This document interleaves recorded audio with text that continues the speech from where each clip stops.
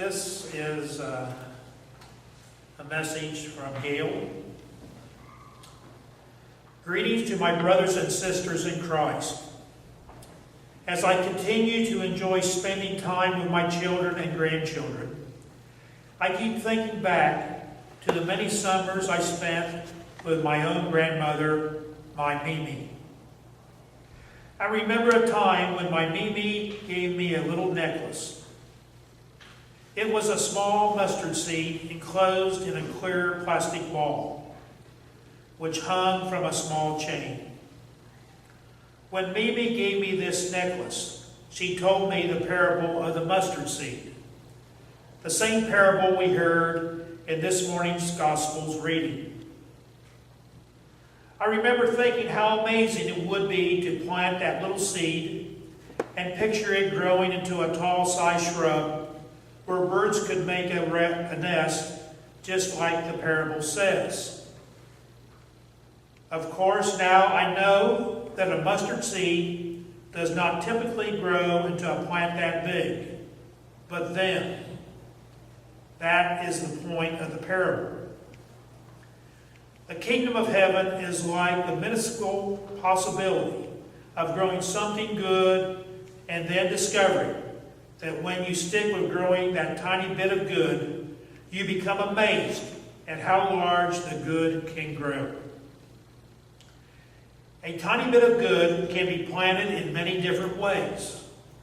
For example, it might look like stepping back from your own point of view to listen to someone else's.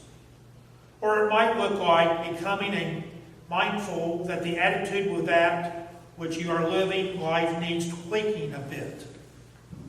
Or it might look like making an attempt to stay out of someone else's business, or even God's business, and pay attention to your own.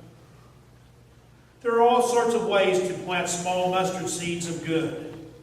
And when these small attempts take root and grow, Jesus says you can rejoice because in that experience, you have experienced the kingdom of heaven.